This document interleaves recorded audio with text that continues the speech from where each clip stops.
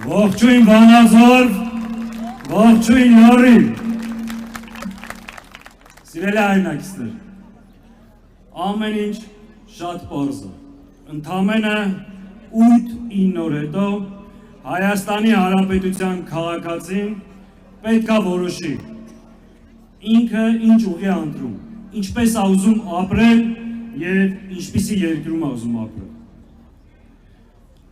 Ամբողջ խնդիրը հետևյալն է,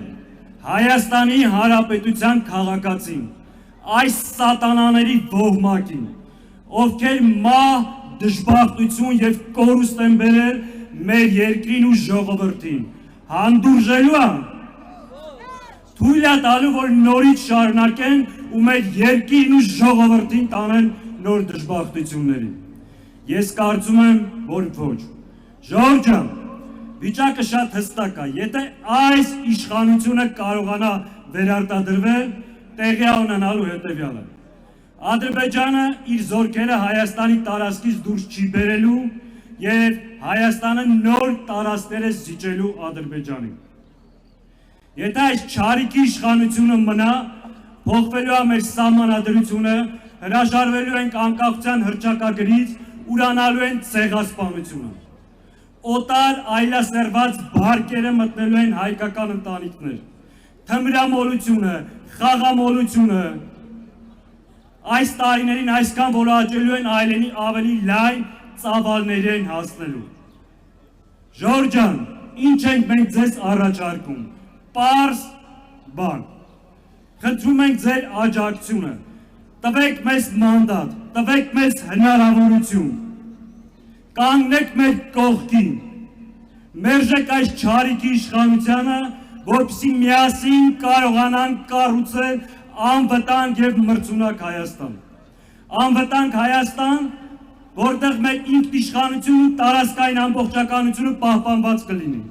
Հայաստանի Հանրապետության քաղաքացին անվտանգ կլինի։ Բարեկեցիկ, բարգավաճ, լուսավոր Հայաստան ունենանք։ Դա կարող է անել այս թիմը, որ ունի ծրագիր, տեսլական, անցյալ հնարավորություն։ Սիրելի հայրենակիցներ, մենք մի ընտրություն ունենք, կամ ամսի 7-ին մեր ժողովուրդը պետք է այս չարիքի իշխանությանը հնարավորություն տա քանդել մեր պետականությունը կամ մերժի ու ընտրի Հայաստանը։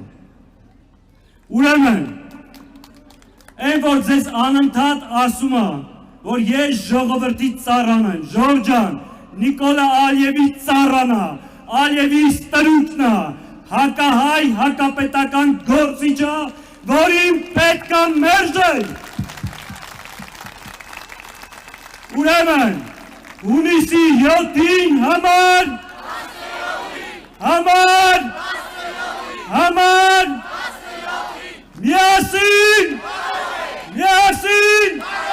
միասին,